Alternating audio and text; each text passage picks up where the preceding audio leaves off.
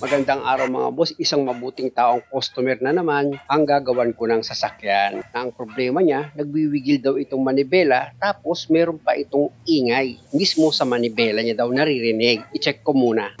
Pag bolt din kasi gagalaw yan eh. Pag inangat-angat ko ganyan, yan, uga yan.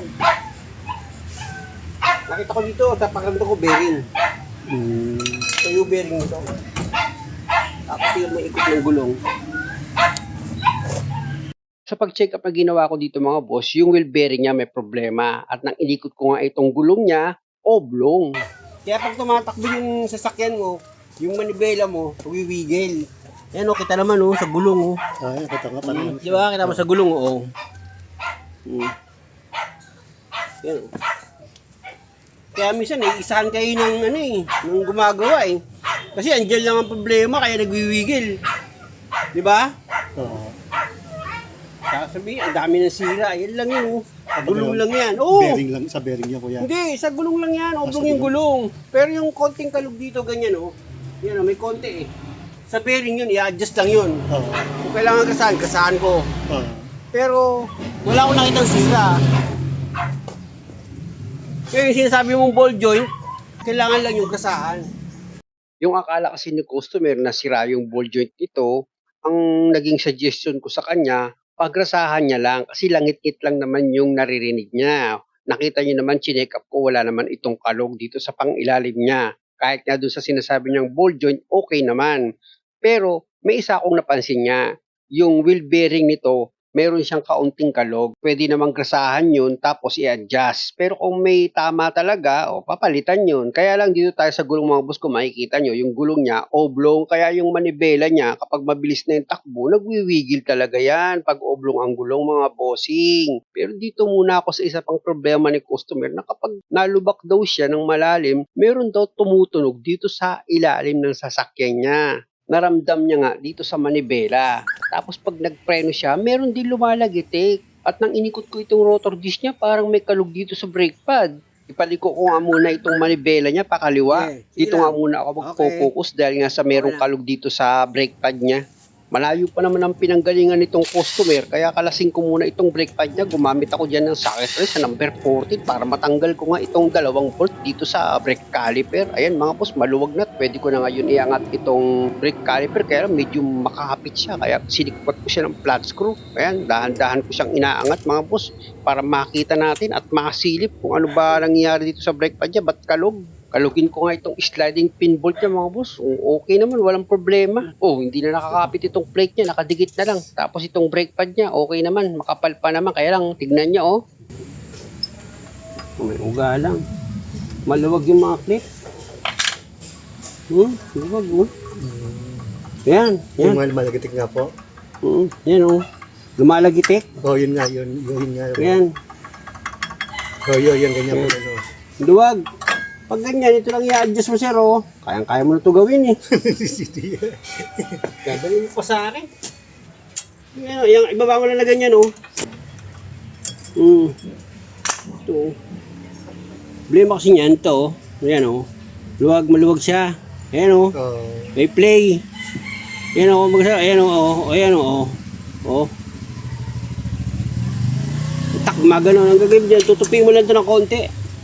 Hindi ngayon, alam mo na, pag-aralan mo sir, ha? Opo.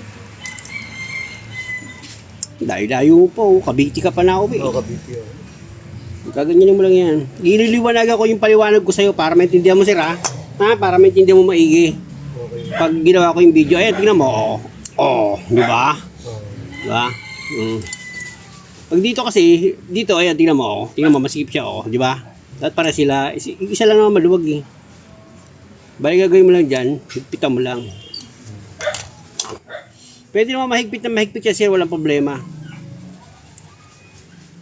Pero meron lang napag yan na iba rin sa size, parang sa size meron mulog sa Saan? Iba yung yung Bendix, iba nga. Pero isa lang kapal nun sir. Yan Ayan, tutulak mo na yan. Ayan, may persa ka na May persa ka na dyan. Yan Yun, Pag mahigpit na siya, okay na, balik mo na. Pagbalik naman, madali lang. Kung paano mo siya tinanggal, Titignan mo lang yung posisyon, oh. Pag ganyan, oh. Hindi mo pwede ilagay yan pag ganun, sir, eh, oh. Haharang eh, kaya pag ganun mo lang gagawin, oh. Hindi ka na maliligaw dyan. Tapos, masipit naman dito, di ba? Pag medyo nahihirapan ka, pwede mong paluin yan, eh, oh. Diba? Sa baba, ganun din. Diba? No. Diba, maluwag, oh. Oh, maluwag. Oo. Oh, ganun din dito. Maluwag siya. Pag hindi mo, parang wala, eh, oh. Diba? Oo. Eh, sa lakas ng preno mo, hahampas yan, eh. Gaganon yan, oh. Bawal nagpreno ka. Bawal nagpreno ka. Ayan, oh. Pag malakas ang pagpreno mo, di ba? Pipigil yan. Kaya yung brake pad, gaganon yan. Ayan. Yun, oh, yun. Di ba? Ganyan na ganyan. Kaya ginagawa ko dyan. Malas ko kasi lahat. Talos karami na ginagawa ko. Hinihigpitan ko naman ito. Kaya lang hindi ko na pinapakita sa video. Yan naman, oh. Plies. Pliesing mo lang. Yan, sir, oh. Tignan mo, oh. Oo. Okay lang kung mahigpit. Mas maganda nga yun, eh. Oo, ayan, oh. Ayun mo na naman dyan, oh. Pag mahigpit na yan, medyo lagyan mo na lang persa, oh, di ba? Hindi na gagalaw, no? Hindi mo siya matatanggal ng ano, tasabit na siya. Hindi mo lalaro. Oh, hindi na. Sa mga viewers, sana inuunawa nyo itong ginagawa ko para hindi kayo naiisahan. Tapos pag ginagawa mo siya, panuin mo kung hindi kaya ng daliri mo.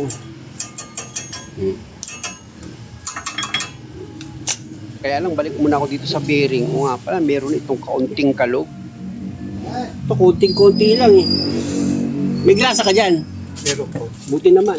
Para hindi na tayo bibili. Brake cleaner, meron ka? Ah, sige, okay, very good. Yun ang maganda. Siguro dating Boy Scout ito si customer o kaya naman Batang Carnation o kaya Batang Paraiso. Tanggalin mo to. Ito yung sliding pin mga boss. Pag tinanggal nyo yan, daan-daan lang para hindi masira yung rubber niya. Medyo kalug na kaya papahiran ko ng grasa. Tuyo, tingnan mo. Yan, tuyo, no? Wala, tuyo na.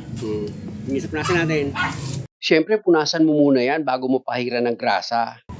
All-purpose naman yung grasa mo, di ba? Basta all-purpose, pwede yan.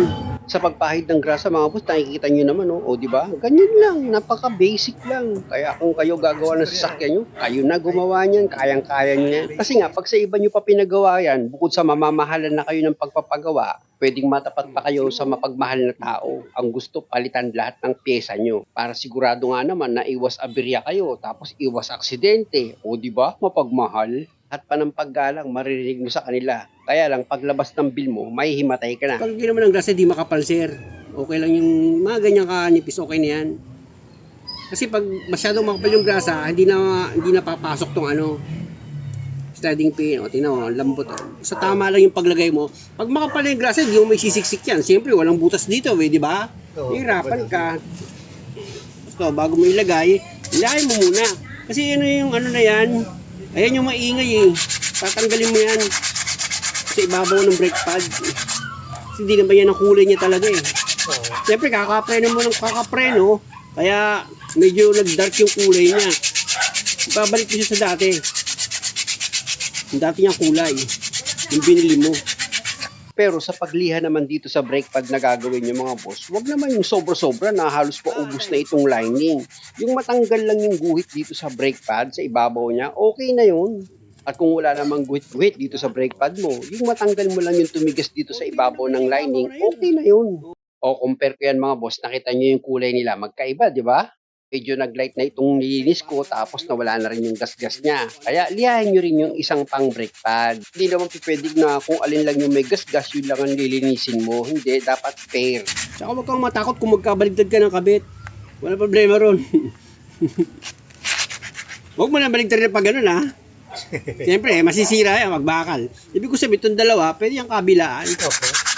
Pero yung brake pad na magkaiba ang design, hindi pwede baliktaran yun. Kaya ko yan sinasabi mga boss, alam nyo naman si Taning di ba? Si Basher, nag-aabang niya ng ipaninira niya sa akin. Kasi nga, wala siyang common sense. Ang pangunawa niya, lahat ng sinasabi ko, general. Dapat mag-stick ka. Kung ano yung ginagawa ko, dun ka lang. Hindi yung kukuha ka ng comparison, tapos ibang klase naman yung sasakyan. Lumalabas niyan, wala ka talagang common sense. Brake cleaner, oh. Pag-spray ng brake cleaner, hindi ka magastos, ganun lang, oh. Oh. Oh. Ganun lang. Hindi na kukuha sa dami ng spray. Ganun lang. Oo. Pasensya na kayo mga boss, tinuturuan ko si customer dahil nga sa malayo pa siya. Gusto ko sa susunod, siya na yung gagawa nitong preno niya kung meron siyang problema.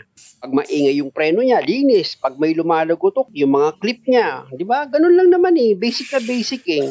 Para mapatanggal yung mga kumapit na kalawang dito sa rotor disc. O, ganyan lang yung gagawin nyo. Oh. Walang kahirap-hirap. Basic na basic. Idikit nyo lang itong sandpaper. O, di ba? Matatanggal na yung mga kumapit na kalawang dito sa rotor disc. Pati yung mga kaunting gas-gas niya na matatalim dito sa rotor disc, mapapakinis nyo ng kaunti yun. O, tapos okay na. Magtapos mo maano, spray mo ngayon ng brake cleaner. Tapos maliha. Yun lang oh. Hindi kailangan matagal na matagal. Ano lang. Paliko ko itong manibela mga boss dahil nga sa tatanggalin ko itong cap dito sa wheel hub niya. I-check ko itong wheel bearing niya kung okay siya. Nang sa ganun, pwede ko siyang grasahan para may adjust ko nga itong wheel bearing ni customer. Kaya lang mga boss, na-underestimate ko. Hindi pwedeng makuha ito sa adjust lang. Kailangan talaga tanggalin itong buong wheel hub kasama yung rotor. Dahil nga sa pwedeng may problema itong outer bearing niya. Iba yung ikot niya eh. May sabit eh. Kaya pag ganyan, tanggalin nyo itong nut niya dito sa wheel hub. Tapos yung washer, sikwatin ko yan mga boss. Pero bago yun mga boss, gulatin ko muna itong wheel hub niya. Pinalo ko yan ng ball hammer. Tapos gamit ngayon ako ng plus screw para masikwat ko palabas itong washer niya. Ayan o, kung makikita nyo, sinisikwat ko. Kailangan kasi matanggal nyo itong washer para hindi kayo mahirapan sa pagtanggal nga nitong wheel hub kasama nga itong rotor niya. Check ko nga itong bearing. Duda ako dyan eh. O, tingnan nyo, kumapit itong bearing niya. Kaya pag ganyan mga boss, talagang matutuluyan ko ng tanggalin itong wheel hub kasama itong rotor. Unang-una itong bearing, kumapit na dito sa spindle. Ibig kong sabihin, nag-stack up na siya mga boss dahil nga sa kakulangan ng grasa. Kaya lang mga boss, pasensya muna. Mahaba talaga itong video. Maraming problema dito si customer sa sasakyan niya. Meron pang ingay ito sa manibela. Tapos pag pinipihit niya pa yung manibela, medyo matigas pa daw ikutin. Kaya pasensya talaga no. Abangan nyo sa part 2. Maganda to mga boss kung ganito yung sasakyan nyo. Marami kayong makukuha mga basic na idea na kung gumastos kayo sa sasakyan nyo pagkamahal-mahal ng sinisingil sa inyo. Pero dito, basic lang yan mga boss. Alam nyo naman ang alam ko, basic lang. Hanggang doon lang yung pinagkaloob sa akin ng Diyos. Pero tinatanong ko yan ng utang na loob. Muli maraming salamat sa panonood. Sana nakakuha kayo ng idea at kung maaari, huwag nyo naman sana kalimutang mag-subscribe sa channel ko. Hingi naman ako ng kaunting favor sa mga may puso. Palike naman itong video. Maraming salamat ulit.